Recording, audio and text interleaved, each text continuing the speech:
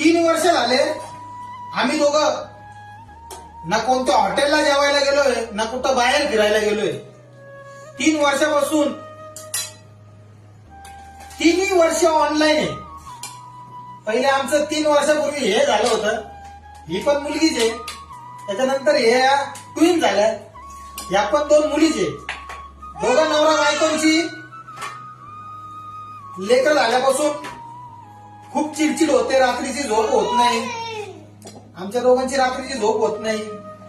ही झोपली का ही उठते. खूप तकलीफ आहे.